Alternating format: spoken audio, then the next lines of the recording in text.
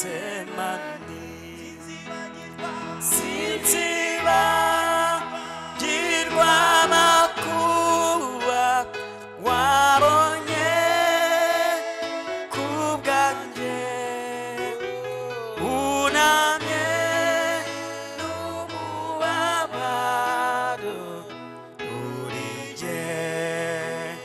Getsemani nubona ko mbyibagiwe Yesu uzanyibutse byabyuya byawe wabize kubwanjye nubona ko mbyibagiwe Yesu uzanyibutse byabyuya byawe wabize kubwanjye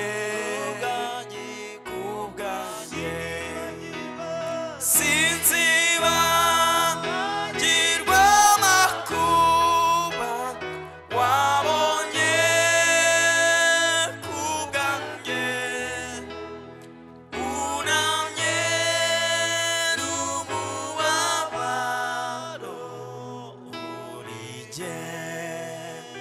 Getsemani. kugira ngo dufate uyu mwanya dusenge. Ikintu kimwe Imana yaregaga abaririmbyi mugume muri tayari, ikintu kimwe Imana yaregaga ubwoko bwayo ni ukwibagirwa. Yanabibabwiye mbere yuko babikora, irababwira ngo nimugera mu gihugu mbajyanyemo ntimuzibagirwe, nimuhinga mukeza, nimworora ibintu bikagwira, mugashingira, ntimuzibagirwe, ntimuzimike ibigirwamana ngo munyibagirwe, ko ninjye Mana yabakuye muri Egiputa. Ikibazo bari bafite n'uyu munsi natwe nicyo tugifite. Ndagira ngo dusengere ibintu bibiri. Icya mbere, dushimire Imana ko yadukuye muri Egiputa.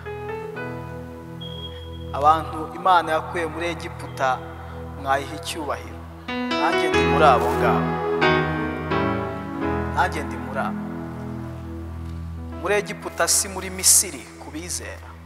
Muri Egiputa naho Imana yatuvanye mu isi y'umwijima ituzana mu mucyo w'itangaza, ubuzima bw'umwijima budafite icyerekezo. Ushimira Imana kubw'icyo nimba koko byarabaye mu buzima bwawe. Icya kabiri, ubwira Imana ngo mvugurura nsubizemo ubuzima bwo kutakwibagirwa. Amen. Mu rugo iwanjye dufite uruhinja, hari igihe mu gihe cyatambutse rwatuzengereje, umugore wanjye asa nkaho agize toroma, agize depression. Turabisengera hanyuma birakemuka.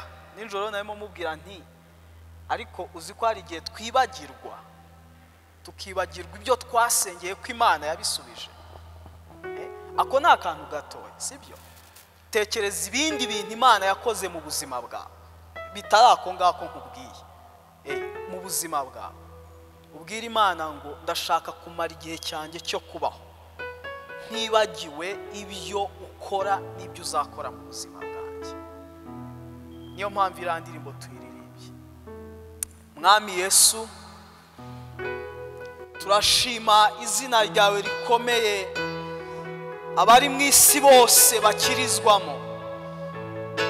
Turagushima ubwo twari twihebye, turimbutse, tuzimiye, ko Mwami igihe twari tubuze ibyiringiro tubona Mwami kubaho kwacu kurutwa no gupfa. Mwami turagushima ubwo twari tugoswe, tuboshwe n'ibyaha, tuboshwe Mwami n'umwanzi, yaradukingiraniye mu bihome bye igihe tutari dufite umudendezo, igihe tutari dufite icyerekezo cy'ubuzima, igihe tutari dufite ibyiringiro byo kubaho, igihe tutari dufite imbaraga zo gukomeza kubaho, igihe tutari dufite mwami amahoro mu buzima bwacu, igihe mwami ubuzima bwari butunaniye, igihe twari abanzi bawe, nicyo gihe mwami igihe twamanukaga tujya Gehinomu, nibwo wafashe ikiganza cyacu urangije uraduhagurutsa,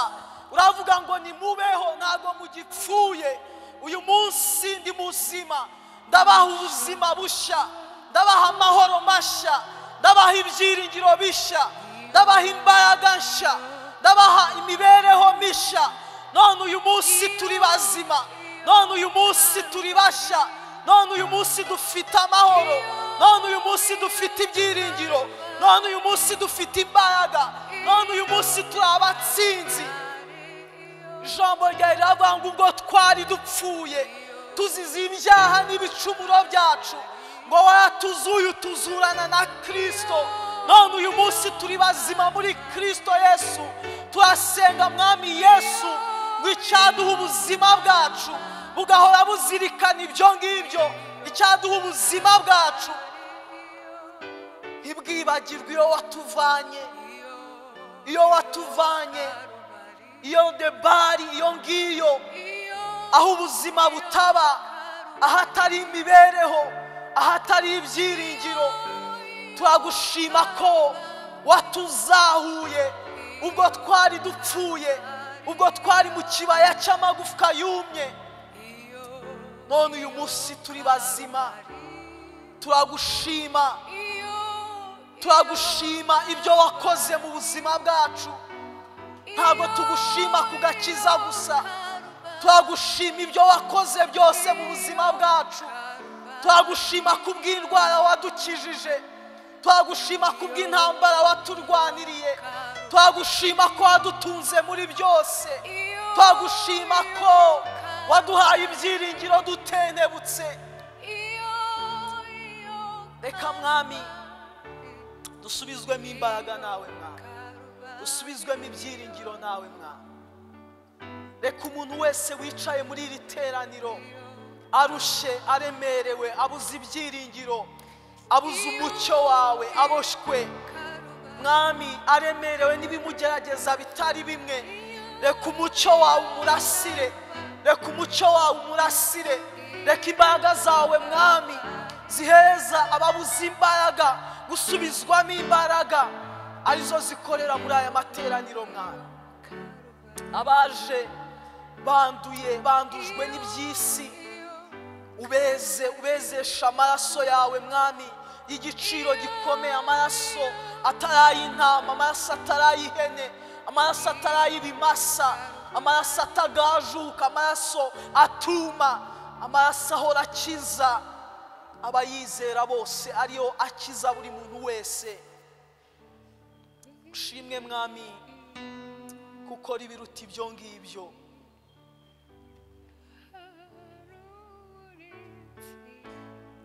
Intumwa zagusizeyo zarakuzinutse,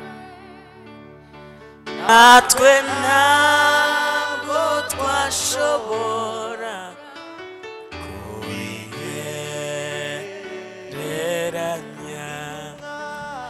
Intumwa zagusizeyo zarakuzinutswe, natwe ntabwo twashoboye kubigereranya. Sinzibagirwa amakuba wabonye kubwanjye, unamye n'umubabaro kuri Getsemani. Oh haleluya, turashima Imana. Dufite impamvu nyinshi zo gushima Imana, dufite impamvu nyinshi ntizarondoreka. Ijambo ry'Imana, hari umuririmbyi yavuze ngo ubare imigisha yose Imana yaguhaye ishimire. Amen. No kuba dufite ubuzima naho ni umugisha. Impamvu ari umugisha ni uko uyu munsi hari abatakibarizwa mu isi y'abazima, kandi ijambo ry'Imana ngo ikuzimu nta mirimo nta migambi nta bihari. Dufite impamvu zo gushima Imana. Haleluya. Reka tuzamurire Imana icyubahiro, twe ngo mwami ukwiriye icyubahiro. Nta yindi Mana izigera ihwana nawe, nta yindi Mana yakubanjirije, kandi nta n'iyindi Mana izongera kuba uretse Imana imwe twamenye, ikiza ikavana mu rupfu ikajyana mu buzima. Amen. Reka mbahe ikaze mwese, muhabwe ikaze rwose, mwumve muguwe neza, mwumve mutekanye, mwumve musubijwemo imbaraga.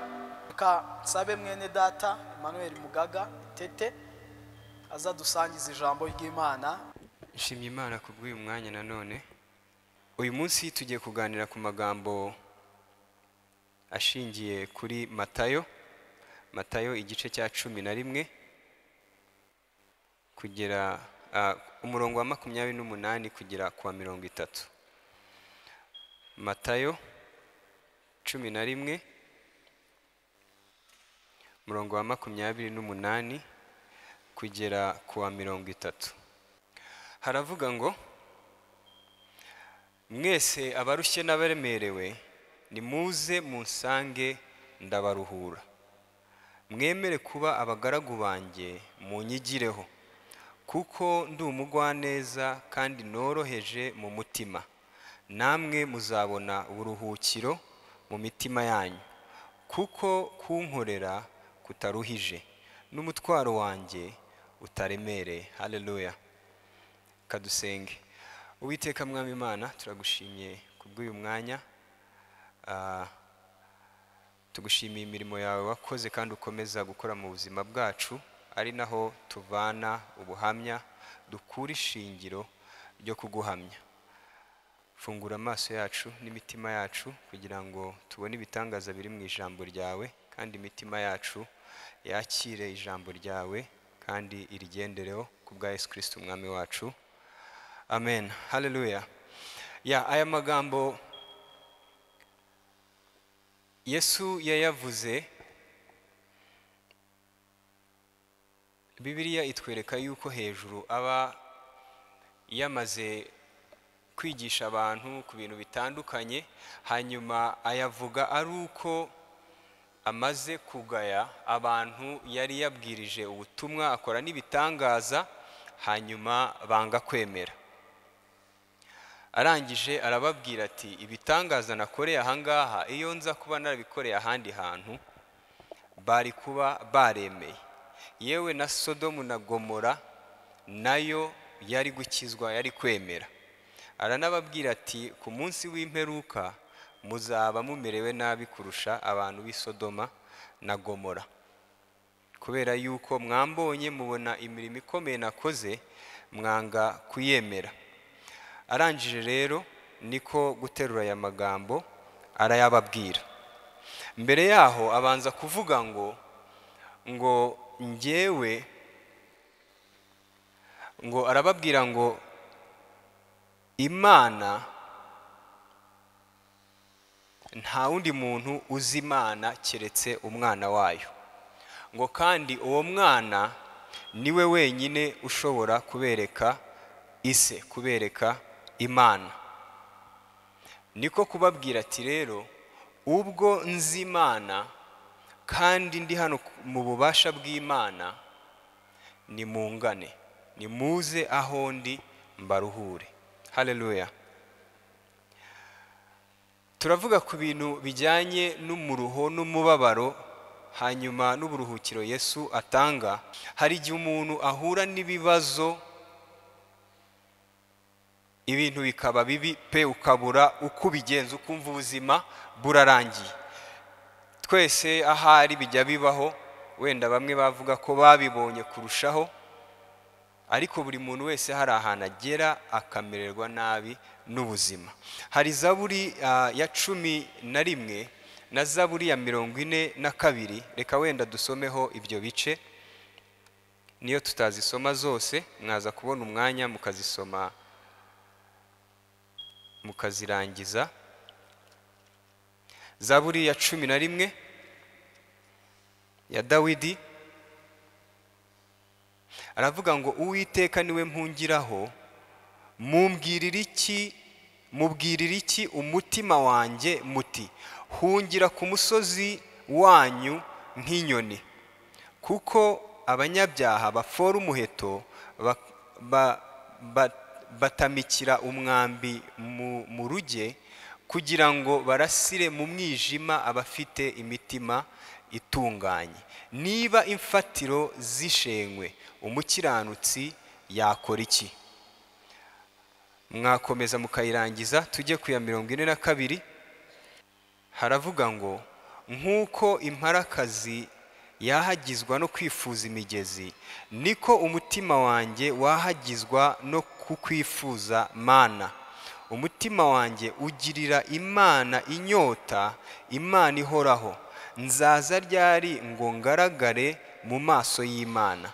Amarira yanjye niyo yambereye nk'ibyo kurya ku manywa na nijoro, kandi bahora bambaza umunsi ukira bati Imana iri hehe? Imana yawe iri hehe?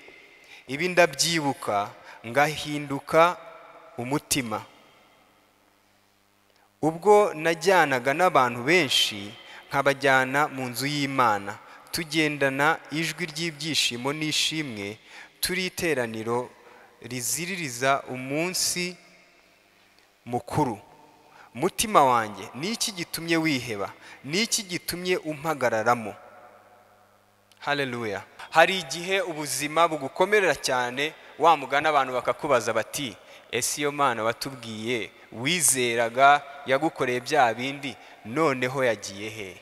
Hari igihe abantu baguhagurukira nk'ibyabaye muri iki gihugu, ukabura aho ujya, isi ikakubana nto, isi ikakugwa hejuru. Ngira ngo sinzi niba twari twabona nk'iyo umuntu ushobora kuba ufite telefone ukayibura. Ikintu gitangaje ni uburyo telefone, urugero nk'iyi yanjye ukuntu ingana, iyo nayibuze ndashaka nkashakira no muri aka gafuka ka hano ku ipantaro, murabona ukuntu kangana. Kubera guhangayika sintekereza ko iyi telefone itakwirwa muri aka gafuka, ariko kuko nahangayitse ndagenda nako nkagasakamo nkagakurayo.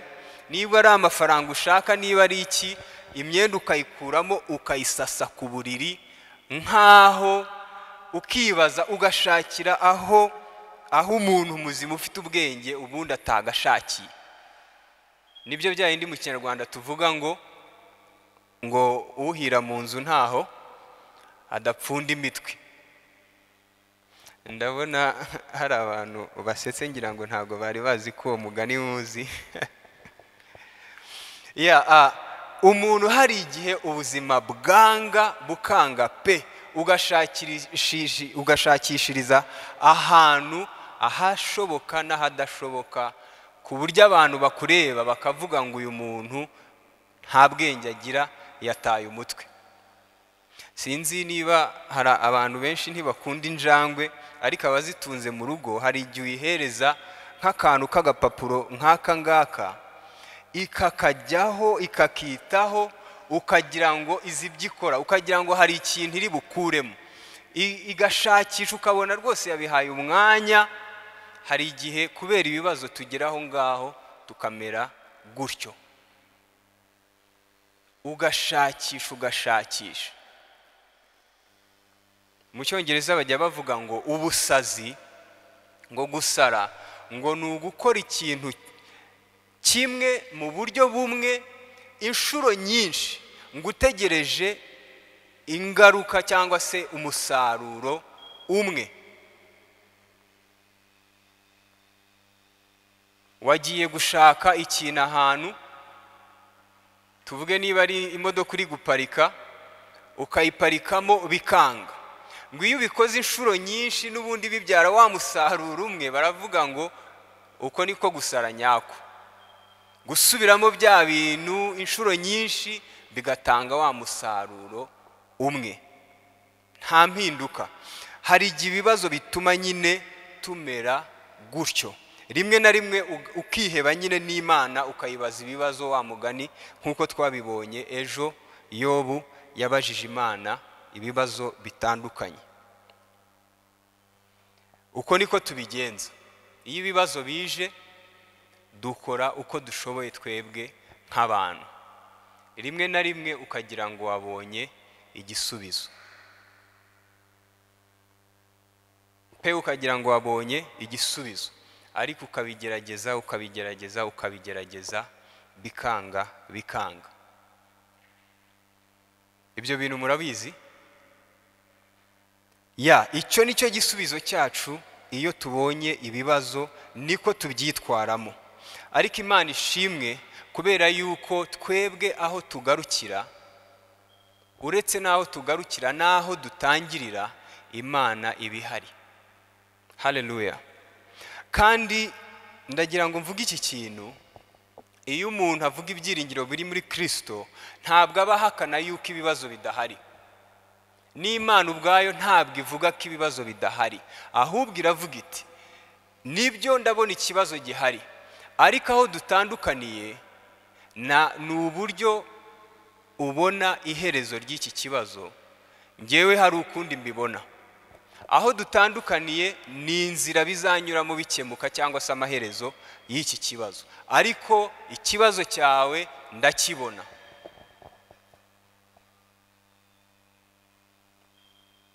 Iyo twagize ibibazo nanone hari ikintu tujya tugira, ngira ngo mbibona cyane mu muco wacu wa Kinyarwanda.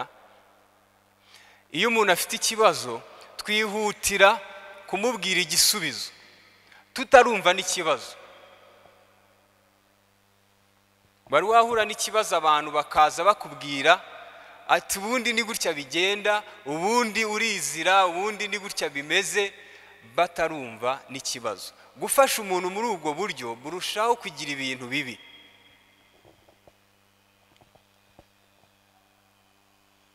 Icyo kintu rwose turakigira, hanyuma abantu bakakuvuga bakagutarama gutyo.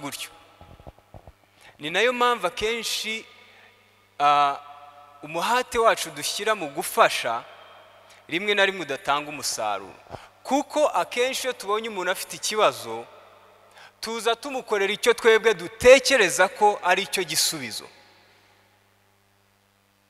Nk'umuntu wenda utagira ahaba cyangwa utagira ibyo kurya, ni nayo ngira ngo tujya tubibona. Buri ikintu cyoroshye, abantu benshi ushobora gufata ibihumbi 50 ukabihereza umuntu usabiriza ku muhanda, ushobora kumuhereza amafaranga yose utekereza. Ni ikintu cyiza ukoze, ni amafaranga menshi umuhaye, ariko mu by'ukuri ukoze wowe ikikoroheye, kuko uyu muntu icyamubera cyiza ni uko umujyana mu rugo iwawe ukamufata nk'abandi bana. Niba ari umwana usabiriza ku muhanda, icyo akeneye ni ahantu aba akitabwaho, kuko icyatumye ajya ku muhanda kirenze ayo mafaranga ugiye kumuha. Akenshi dukora ibitworohe, ibyo twebwe dutekereza ko ari byo uriya muntu akeneye. Impamvu twanga kubaza neza, twanga kwicarana n'umuntu ngo atubwire uko wabibona, nuko rimwe na rimwe dutinya yuko atweretse ikibazo uko kingana, tutagira ubwo bushake bwo kubana nawe muri icyo kibazo. Dukora ibitworoheye, ntabwo dukora ibyo uriya muntu akeneye, ntabwo duha wa muntu igisubizo. Ariko Imana iduhamagarira gukunda no kwitangira abandi muri ubwo buryo, aho ugendana n'umuntu, kuko abantu benshi amafaranga n'abayafite hari ibibazo adakemura. So ibibazo birahari, Imana ntibihakana, kandi natwe ntabwo tubihakana iyo tuvuga yuko Imana ibishobora. Hanyuma abantu nabo icyo bashoboye ni ukuguha bo icyo batekereza ko kikubereye, ariko mu by'ukuri ntawe uzi ikibazo cyawe kukurusha. Wowe uko ucyumva rwose nuko nguko kimeze. Kandi ibibazo, turavuga ngo ibibazo birarutanwa, ariko kuba ngewe mfite ikibazo ubundi ntibyagatumye mbwira undi ngo wowe byihorere, ngo ntabwo uzi ibyanjye. Kuko buri muntu wese ku rwego rwe ikibazo cye kiramukomerera. Ndi mutoya, benshi hano ndabona banduta, ariko ntabwo byaba ari byo ko unduta muri mwebwe yambwira ati ceceka sha, turi umwana ntacyo uzi. Icyo ntabwo ari igisubizo ku kibazo cyanjye. Buri muntu wese ku rwego rwe afite ibibazo bye. Imana rero ntibihakana kandi ntibyanga, ariko icyo tubona nuko igisubizo cyacu ku bibazo ni ukwiheba, ni ugushima mu mutwe, ni ugushakisha. Ariko icyo gihe cyose Imana iba iri kumwe natwe. Igisubizo cy'Imana rero, uko Imana yitwara ibibazo bivutse, ni uku nguku twabonye muri Matayo 28, 11, 28 kugera kuri 30. Yesu aya magambo ayavuga nuko usubiye wenda nko mu gice cya 9 batwereka yuko yari yamaze ngo kuva atangiye umurimo w'ivugabutumwa, ngo yagiye ahantu henshi. Guhera mu gice cya 3 n'icya 4, icya 4 batwereka ko Yesu yatangiye umurimo we ngo ahantu hose yagiye, ngo yagiye abona abantu bafite indwara, yavura umwe, yakiza umwe, bakazana ababa aho bose b'abarwayi, yagaburira umwe, abandi bose bashonje bakamukurikira. Yabonaga ibibazo byinshi cyane. Mu gice cya 9 rero Bibiliya iravuga ngo arangije ngo abonye abantu bari aho ngaho ngo n'indwara bafite n'ibibazo bitandukanye bafite, ngo arangije ngo agira agahinda mu mutima, ngo yumva arabababariye, ngo kuko bari bameze nk'intama zidafite umwungeri. Aya magambo rero Yesu ayavuga, nubwo yavuze muri iki gice cya 10, ariko yayavuze kubera n'ubundi yari yamaze kubona imibereho y'abantu n'uburyo bashakisha ibisubizo naho bateze ibyiringiro. Abonye noneho abangaba aberetse iby'Imana n'imirimo yayo bakayihakana, niko kubabwira ati reka mbabwire, nzi icyo mwifuza. Iyo tugana Imana cyangwa iyo twirwanirira, icyo tuba dushaka ni iki? Ni amahoro, ni icyatunezeza, ni icyatuma tubaho ubuzima bwiza. Ati rero ibyo byose mukora aho mushakishiriza hose, njyewe nzi Imana Data, niyo ifite ibisubizo byose. Inzira zose mucamo aho mushakishiriza hose, iyo izi byose, ibona byose, ishobora byose, izi icyo mwifuza. Yesu ngo yarebye umurwa w'i Yerusalemu, arawubwira ngo iyaba waruzi icyaguhesha amahoro. Arababwira ati nzi Imana yo ibareba murwana mushakisha, izi icyo mwifuza. Noneho njyewe nta wundi muntu uzi iyo Mana nk'uko njyewe nyizi, ndi hano kubw'ububasha bwayo. None ubwo yampaye ububasha, ni mungane muze aho ndi ndabaruhura. Reka duciye muri iyi mirongo yose vuba vuba ngira ibyo nyivugaho tuze kugera ku musozo. Ngo mwese abarushye n'abaremerewe, Yesu yari yamaze kubona umuruho bafite no kuremererwa bafite. Arababwira ngo nimunsange ndabaruhura. Ngo mwemere kuba abagaragu banjye munyigireho. Ngo kuko ndi umugwaneza kandi noroheje mu mutima. Yesu yanabonaga icyo gihe hariho abantu bashakaga gukiranuka bahawe n'amategeko, kubahiriza amategeko, ariko amategeko mu by'ukuri yari yarabagize imbata. Hari naho yacyuriye abafarisayo n'abigisha b'amategeko, arababwira ngo mwebwe mwishyiriyeho andi mategeko yanyu kugira ngo mukandamize abantu. Aranababwira ngo mwebwe mubwira abantu kubahiriza amategeko nyamara ubwanyu mutayubahiriza.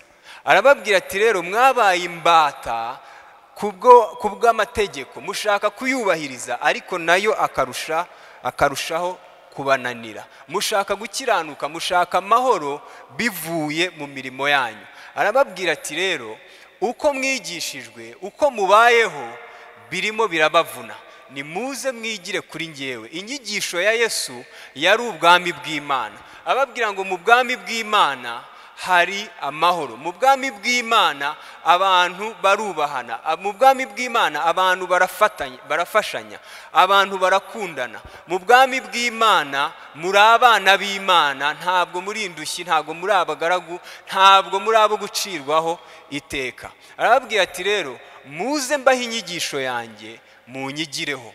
Umutwaro mbakoreza ntabwo uremereye nk'uw'amategeko y'abafarisayo. Nimuze kuri jyewe, mfite inyigisho ibahereza ibyiringiro n'amahoro.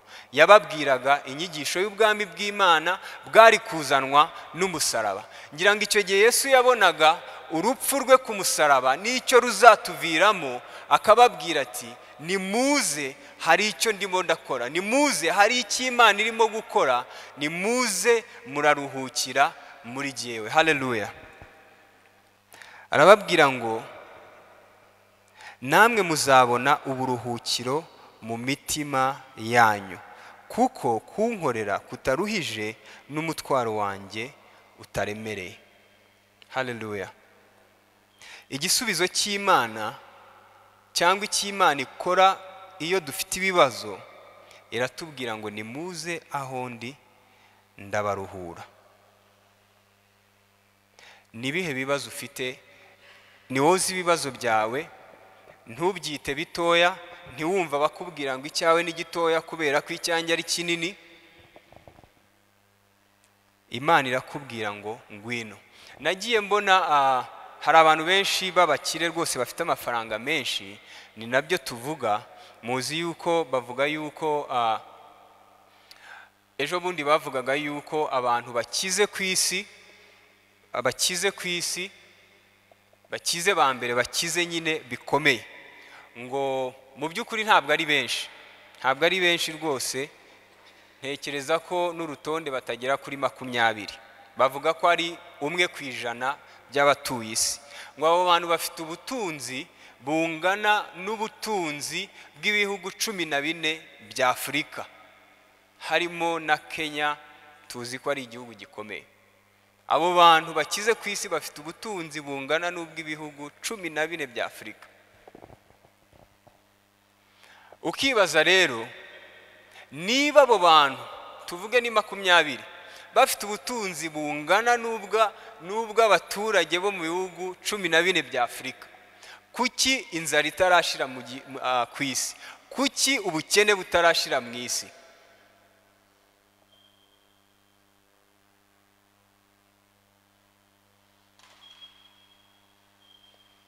Hariho gahunda nyinshi zo gufasha abantu, gufasha abakene mu bihugu by'abazungu, bihugu byateye imbere. Izo gahunda zibaho, ariko iyo ugiye kureba ibisabwa kugira ngo ujye mu bafashwa, bashyiraho umurongo. Ntago bafasha abantu bose, kubera yuko agahinda kari mu isi, ibibazo biri mu isi, nta wabyiterereza ngo abishobore.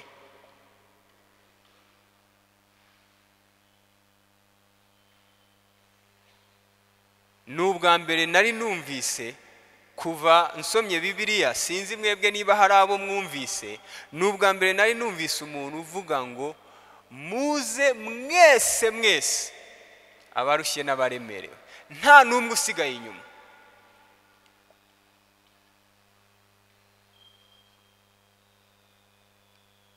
Natwe turafasha, natwe tugira neza.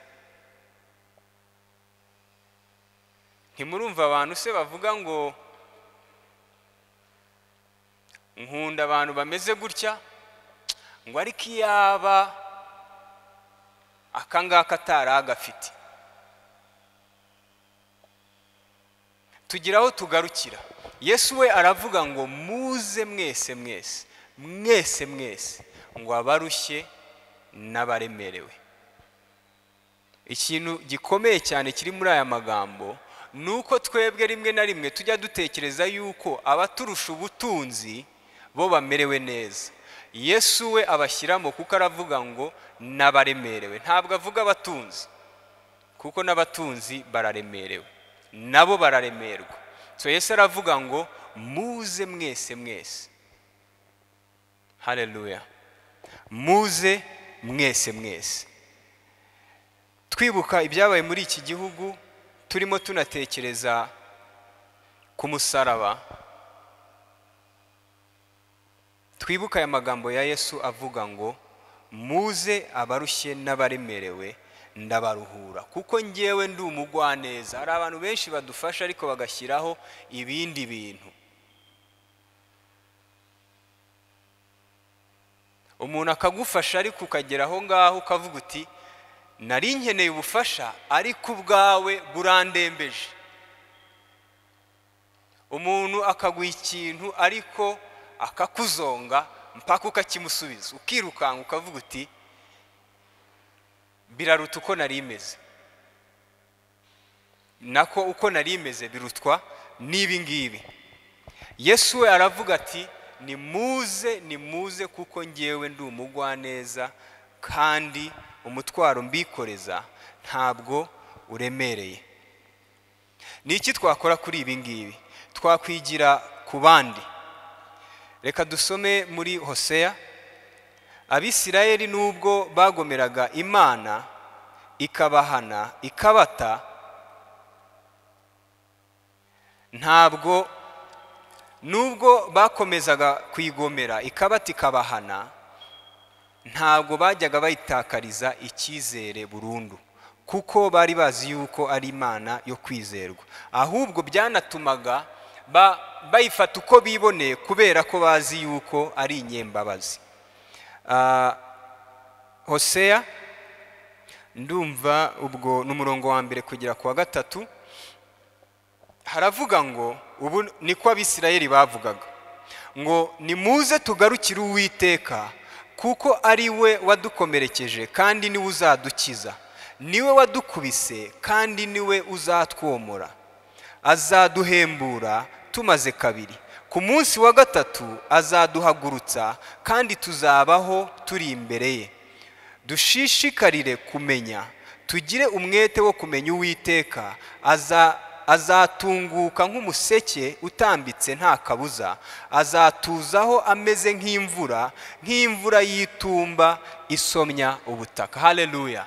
Nubwo bari bazi yuko hari ibyo bakoze bituma Imana ibata cyangwa ikabahana, hari ibintu bitubaho kubera yuko ari twebwe twitwaye nabi, ari amakosa twakoze. Hari igihe dufata ibyemezo bibi bikatuviramo ingaruka ukisanga aho uri. Nubwo bimeze bityo, Imana iravuga iti ngwino ntabaza ndagutabaza. Abisirayeli bari babizi, bizeye imbabazi z'Imana, bakavuga ngo nubwo ariyo yaduhannye, nubwo ariyo yadukomerekeje, dusubireyo, ntabwo izanga kutwakira. Hanyuma Dawidi tubonye nawe amagambo ye avuga ati Mana, ziriya zaburi zombi ya 11 n'iya 42, iyo urebye uko zirangira, Dawidi atangira yibaza ibibazo aganya, ariko asoza yibuka ineza y'Imana akavuga ati Imana niyo mutabazi wanjye. Haleluya. Dusoza, ndagira ngo wibuke ikibazo icyo ari cyo cyose waba ufite, kandi hari igihe dutekereza yuko hari ibyo twakwishoborera, kandi hari n'igihe dusenga ariko tutizeye.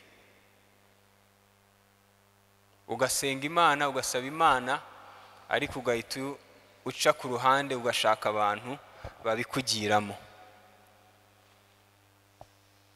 Bibiliya iratubwira ngo iringire Uwiteka n'umutima wawe wose, ntiwishingikirize ubumenyi bwawe cyangwa ubwenge bwawe.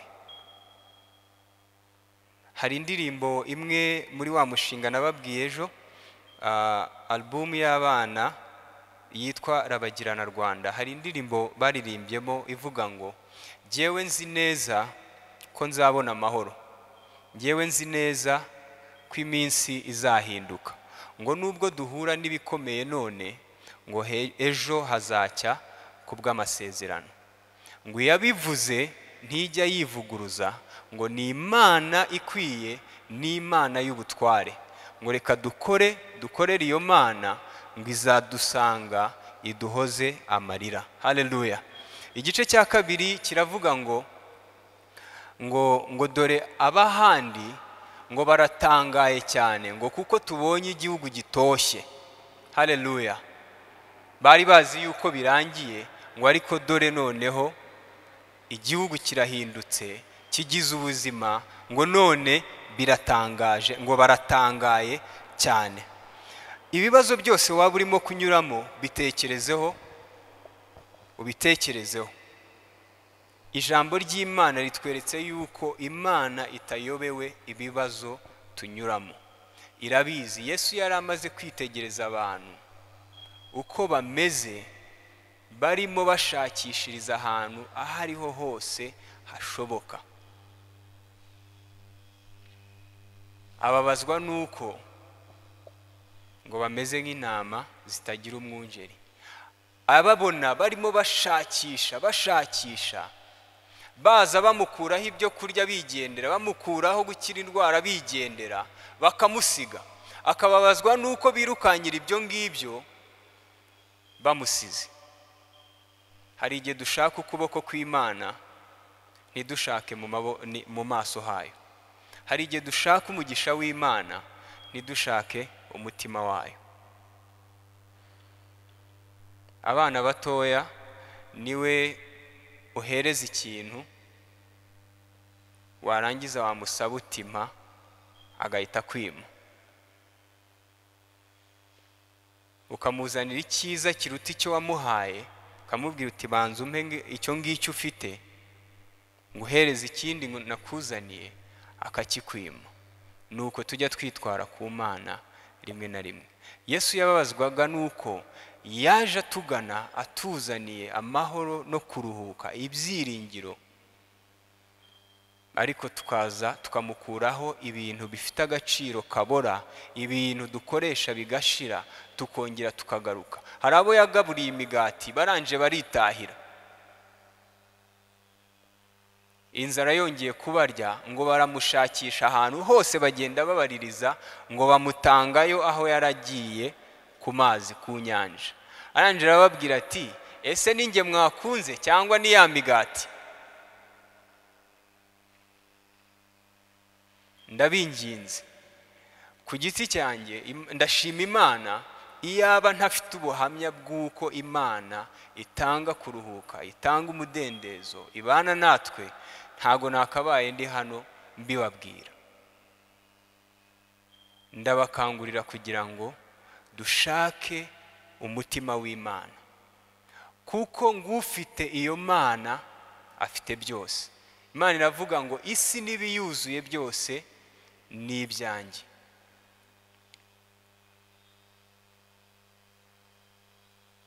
Twe kwigana gusa kubera ibintu by'umwanya muto, ahubwo nituyigira ubu buruhukiro ni ubwacu. Ibibazo biracyariho. Yesu yabwiye abigishwa bajya kugenda muri Yohana, arababwira ngo muzahura n'akaga kenshi muri iyi si. Aranje arababwira ngo ariko nimuhumure ngo naranesheje. Haleluya. Tuzaba twibuka Pasika ku cyumweru. Nyuma y'umuzuko Yesu azutse yabwiye abigishwa mbere yuko abatuma mu mahanga, arababwira ngo nahawe ububasha mu ijuru no mu isi, ngo none nimugende ndabohereje, ngo dore kandi ndi kumwe namwe kugera ku ndunduro y'isi. Haleluya. Igitangaje, arongera nawe aduhereza ubwo bubasha, aravuga ngo icyo muzazirika mu ijuru ku isi no mu ijuru kizagira gute? Kizazirukwa. Icyo muzahambura mu isi no mu ijuru bizagira gute? Bizagenda uko nguko. Haleluya. munyemerere sinzi niba nafata umwanya muto wo gusenga hanyuma tugasoza dutekereza kuri aya magambo. Ejo tuzagira amahirwe yo kwirirwa hano umunsi wose. Ndakwinginze uzaze. Yesu yaratubwiye wese muri mwebwe ninde wakwiganyira hanyuma ngo kubw'uko kwiganyira akiyongereraho byibura umusatsi umwe ku mutwe we. Urabizi yuko ibintu wagerageje bitakunze. Hari igihe umuntu wawe wakugiriye mu bintu akubwira ati ntegerezaho gatoya ngo biri hafi gukunda. Sinzi niba wari wicarana n'umuntu muri bisi igeze ihagurutse Huye akabwira mugenzi we ngo ubungubu ngo ngeze Nyabugogo. Iyo turimo twishakishiriza n'uwo muntu wakubwira ngo ngiye kubirangiza, Imana ibikureba ikavuga iti imeze nk'uwo nguwo wicaranye nawe wicaranye n'uwubeshya undi ngo ngeze Nyabugogo kandi akiri Huye. Imana ibikureba yuko aho uri gushakishiriza bidakunda. Nituze tugane iyo Mana. Reka dusenge. Uwiteka Mwami Imana yacu, turagushimye turaguhimbaje cyane kubw'imbabazi zawe n'urukundo rwawe bihebuje birenze ibyo twebwe twakwibwira. Uwiteka, duhura n'ibibazo tukababara tugashoberwa tukishakishiriza, rimwe na rimwe tukagutunga agatoki, rimwe na rimwe tukakuvaho, rimwe na rimwe tukakwanga tukirwanirira, rimwe na rimwe tukanakora ibidakwiriye ibyo tuzi yuko wanga. Uwiteka, twibukijwe imbabazi zawe, twibukijwe yuko utavaho ntaho wagiye, utatwanze, utadutaye, nk'uko wari uri kumwe na Yobu nubwo atakubonaga, nubwo nta kintu wari wakavuze wari uhari. Hanyuma Mwami, twibutse yuko uri uwera, ukiranuka kandi utabeshya kandi utananirwa. Tunabonye yuko Uwiteka iyo duhamagaye utatubwira ngo musige ibi n'ibi mubone kuza. Uravuga ngo muzane ibibazo byanyu byose uko bingana kandi mwese, ngo kandi munabwire n'abandi bose ngo muze, ngo iyo yaba kwa data yarakennye nta kintu kiriyo ngo nari kubibabwira, ngo ariko biriyo ni muze. Twibutse ijambo ryawe Uwiteka, utubabarire aho twashavuje umwuka wawe kubwo kwiganyira no kugutera umugongo. Ngaho reba ibibazo byacu Uwiteka, urabizi kuko waduhamagaye umaze kubibona.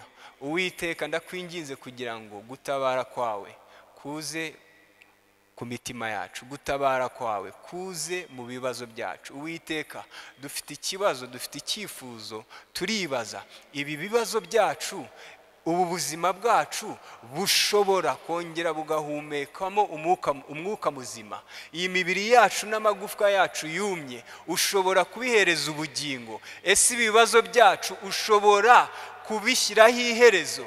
Mwami, uku gushoberwa kwacu, izi ndwara zacu Uwiteka, ko muganga yavuze ngo ntibishoboka, genda uruhuke, wishimishe, ugumane n'abawe muganire kugira ngo iminsi yicume nta kindi gishobora gukorwa. Yesu, urabivugaho iki? Tubonye yuko udahakana ibibazo byacu, ahubwo icyo uhakana n'icyo twebwe tubona nk'iherezo. Uwiteka, vuga ijambo ryawe, atura ijambo ryawe ku bibazo byacu, ku bibazo byacu Uwiteka, utange igisubizo. Mwami, turagutegereje nk'uko wahamagaye Lazaro uti Lazaro vayo hano, va muri icyo gituro. Ndakwinginze kugira ngo uyu munsi n'ejo n'ikindi gihe abana bawe tuguteze amaboko, tuguhanze amaso, twumve ijwi ryawe riduhamagara mu izina, uti muveyo, muve mu rupfu rwanyu, muve mu kwigunga kwanyu, muze uyu munsi ndabacunguye. Uwiteka, komeza udutabare nk'uko watabaye iki gihugu kandi umurimo wawe wo gusana no kubaka ugikomeje. Uwiteka, sana imitima yacu, uduhe indirimbo nshya. Satani n'isi n'ibibazo byaduhaye indirimbo z'amaganya. Uwiteka, duhe indirimbo y'umunezero, duhe indirimbo y'ibyiringiro, duhe indirimbo tuvuga izina ryawe. Dusigaye kubera ibibazo tuvuga Satani gukomera kwe n'imirimo ye, ariko Uwiteka duhereze indirimbo tuvuge imirimo yawe. Urakoze mwami, komeza ubane natwe ku bwa Yesu Kristo, amen. Reka tujye ejuru twese dufatanye twubashye Imana dusenge. Mana urakoze, turagushimye, tugushimiye imirimo yawe ikomeye itangaje, tugushimiye imbaraga n'imbabazi utugirira, tugushimiye urukundo udukunda. Mwami Yesu, ujya mu midugudu ubwiriza ubutumwa bwiza, ukiza indwara, ibirema biragenda, ibipfamatwi birumva, ariko witegereje ubona hari abantu bakirushye benshi, ubona hari abantu benshi bakiremerewe. Uzamura amagambo urigisha, ayo tumaze kumva, uburira b'Ikorazini, uburira b'i Betsaida, ndetse utanga n'icyitegererezo cy'imidugudu imwe y'i Sodomu n'i Gomora yarimbuwe. Uravuga ngo ibyo hakoreye, ibize gukorerwa muri iriya midugudu, bo baba barihannye, n'uyu munsi iyo midugudu ikaba itararimbutse. Mwami Yesu Kristo, natwe iyo twitegereje dufite byinshi wakoze. Iyo twitegereje nk'Abanyarwanda dufite byinshi wakoze. Iyo twitegereje nk'Abanyarwanda twicaye mu nzu, mu rusengero nkuru, dufite amahoro, dutekanye mu gihugu cyamenetsemo amaraso, mu gihugu mwami cyacuzemo imiborogo kigacura umwijima.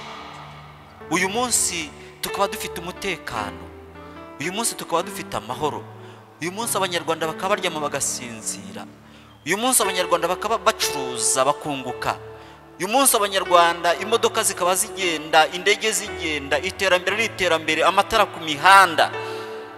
Ariko hejuru y'ibyo byose na n'uyu munsi abantu bakaba batari banyurwa, abantu bararushye, abantu bakaba imanza, intambara, abantu bagongana, abantu barwana, abantu bashwana, abantu bararushye, bararemerewe. Kandi nta yindi mpamvu, abantu barakubuze, abantu ntabwo barakumenya, abantu bavuga imbaraga zawe ariko ntabwo bakuzi, abantu bavuga kugira neza kwawe ariko ntabwo babinezererwa. Mana Data wa twese, turagusabye twebwe baraha kuri uyu munsi, utugire neza, uduhe kwibuka Mana, uduhe gutekereza, uduhe kwibuka nyako. Mwami Yesu Kristo, twibuke n'imirimo wakoze, twibuke abo wakoresheje, kuko mwami n'imirimo yawe ikomeye, izina ryawe rihimbazwe. Mana icyubahiro ni icyawe. Turasenze Mana, tuzanye ibi byifuzo Mana Data wa twese, turabizi abantu benshi ujya ubasubiza nk'uko wadushubije twese, nk'uko watugire neza, nk'ibyo turimo tuvuga nk'igihugu cyacu nk'Abanyarwanda. Ariko Mana, abantu benshi bajya basubizwa bakibagirwa vuba. Abanyarwanda baravuga ngo nta kintu kibagirana vuba nk'ubugumba n'inzara. Ariko ndagusabye kugira ngo Mana, imirimo izakorwa nawe muri iyi minsi, imirimo ugiye gukora Mana kuri ibi byifuzo biri aha hantu, Mwami Yesu Kristo, ibi byifuzo birimo hano, harimo ibyifuzo by'ababyeyi basengera abana babo b'abakobwa n'abahungu. Aha harimo ibyifuzo by'abagabo n'abagore basengera imiryango, basengera ingo zabo. Mana, ibi byifuzo turabizamuye imbere yawe. Aha hantu harimo ibyifuzo by'abasore n'abakobwa basengera abo bazabana. Ibyifuzo Mana turabizamuye imbere yawe. Aha hantu harimo ibyifuzo mwami by'abashomeri basengera akazi. Mana we, ibi byifuzo turabizamuye imbere yawe. Aha hantu harimo ibyifuzo by'abarwayi barwaye indwara zikomeye bamara nk'igihe. Ibyifuzo by'abantu mwami barwaye basengerwa n'imiryango bashyizwemo ibyifuzo ahantu. Mana ndagusabye Mana, ibi nabyo urabishoboye Mana, indwara ushoboye kuzikiza, nabyo bikoreho Mana, ukore ibitangaza. Hano harimo ibyifuzo mwami by'abantu bubatse ingo batari babona urubyaro. Mwami turabifite, twashyizemo ibyo byifuzo. Turagusabye kugira ngo Mana nudusubiza tuzibuke kuvuga imbaraga zawe. Yewe Yesu, ahantu harimo ibyifuzo harimo ibyifuzo by'itorero, harimo ibyifuzo by'igihugu, harimo ibyifuzo by'akazi. ayiwe turasenze mu izina rya Yesu, imitima y'abana bawe Mwami uzayigenderere, abana bibekwe gushima kuko uri Imana ishobora byose. Gushima bitwibutsa intambwe Mwami, bitwitse iyo twavuye, bikatwereka naho tugeze, bikaduha n'icyerekezo. Turabigushimiye rero, ibyifuzo Mwami ubyumva byakire, bisubize kuko Uwiteka Imana. Turire mu nzu Mwami, dutanze ituro. Iri ni ituro, ni ikimenyetso gikomeye, ni ikimenyetso cy'ishimwe, ni ikimenyetso Mwami kitwibutsa yuko watugiriye neza, kandi amahoro yawe utanga aruta umuntu wese yakwibwira. Nabane natwe kugira ngo turusheho gukunda Imana no kumenya umwana we Yesu Kristo. Umugisha w'Imana Data wa twese, Umwana n'Umwuka Wera bane natwe, ugendane natwe ibihe byose mu izina rya Yesu. Amen. Amen.